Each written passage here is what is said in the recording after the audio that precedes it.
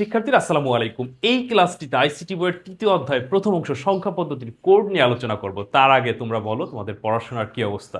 অনেকের কাছে হয়তো বা মনে হতে পারে যে স্যার 6 মাস 1 বছর সময় আছে, আসলে এটা সময় না। দেখবা যে দেখতে দেখতেই সময় চলে যাবে।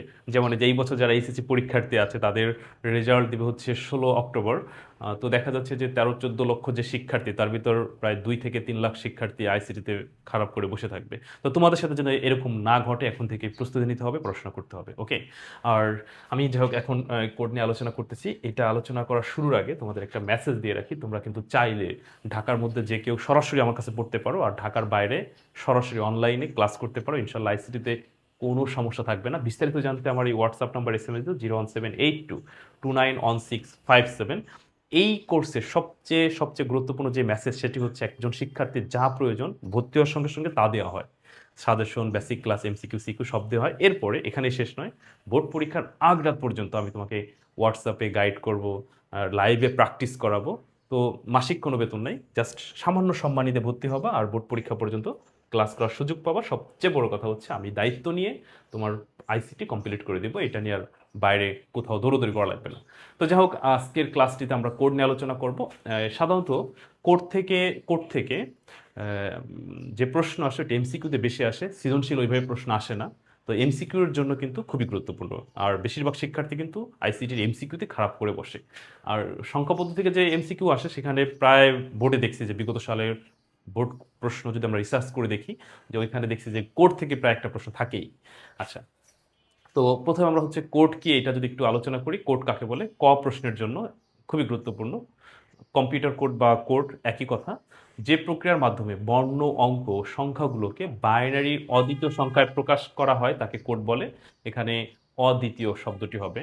তাহলে যে আবার বলছি, যে প্রক্রিয়ার মাধ্যমে বর্ণ, অঙ্ক, সংখ্যাগুলোকে বাইনারি অদ্বিতীয় সংখ্যায় প্রকাশ করা হয় তাকে কোড বলে।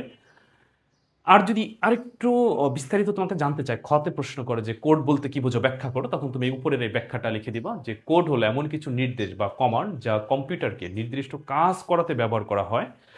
অর্থাৎ যেমন এই যে আমরা ধরো মানুষে যখন কথা বলি, বাংলা ভাষা ইংরেজি ভাষায় কথা বলি না, মানুষ কাউকে বোঝানোর জন্য, ঠিক কম্পিউটার এরকম কোনো কিছু বুঝতে হলে, যেমন এখানে লিখছে কম্পিউটার, তেমনি কোনো কোড বা প্রোগ্রামিং ভাষার মাধ্যমে বুঝে নাই কি করতে হবে। যখন তোমার বিস্তারিত তোমার কাছে জানতে যাবে তখন তুমি উপরের এই কথাগুলো লিখে দিবা। তো কম্পিউটারে বহুল ব্যবহৃত কয়েকটি কোড হলো octal code, hexadecimal code, BCD code, alpha numeric code, ASCII code, EBCD code, Unicode. এই জায়গা থেকে ওই যে বললাম এমসিকিউ প্রশ্ন আসে, আবার সৃজনশীলে কিন্তু প্রশ্ন এখান থেকে থাকে। আর সৃজনশীলের ক্ষেত্রে কিন্তু প্রশ্নগুলো খুবই গুরুত্বপূর্ণ। কেন বলো তো? তুমি যখন পরীক্ষার হলে প্রশ্ন লিখতে যাবা, যদি তুমি ভালো লেখো তাহলে তোমার লেখার গতি বেড়ে যায়। না পারলে কিন্তু লেখার গতি কমে যায়। আবার বন্ধু বান্ধব যখন জিজ্ঞাসা করে কমন পড়ছে, তখন কিন্তু আমরা প্রশ্ন হাতে নিয়ে প্রশ্নগুলো পড়েই বলি কমন পড়ছে কি পড়ে নাই। আবার যেই শিক্ষক খাতা দেখে, সে যদি দেখে যে তুমি ঠিকঠাক লেখছো, সে মনে করে যে তুমি ভালো লিখছো। যদি ভুলভাল লেখো তাহলে সে ধরে নেয় ভুলভাল লিখছে, ভিতরে ঘ কি করছে আল্লাহ জানে। তো এই জন্য সৃজনশীলের ক্ষেত্রে, বিশেষ করে সৃজনশীলের ক্ষেত্রে প্রশ্নগুলো কিন্তু খুবই গুরুত্বপূর্ণ।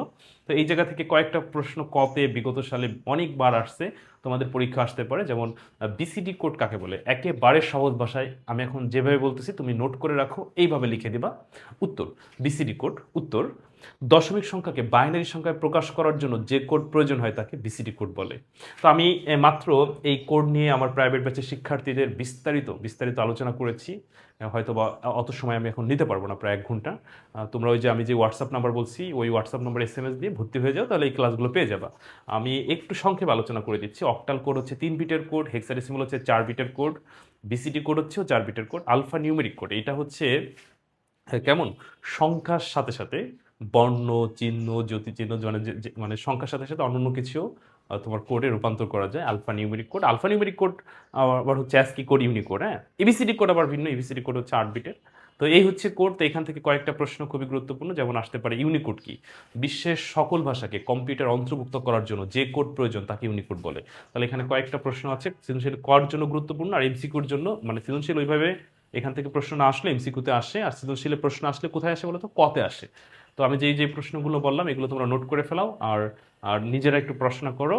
আবারও বলছি, সর্বশেষ, যে তুমি যদি আইসিটিতে ভালো করতে চাও তাহলে কিন্তু আমার এই কোর্সের মানে বিকল্প বলতে কি, যে এই কোর্স তোমার খুবই কার্যকরী। এই কোর্স করলে বাইরে কোথাও দৌড়াদৌড়ি করা লাগবে না, তোমার আইসিটি ভালো করার দায়িত্ব আমি নিয়ে নিব। তো ঠিক আছে প্রিয় শিক্ষার্থীরা, পরবর্তী কোনো ক্লাসে আবার কথা হবে।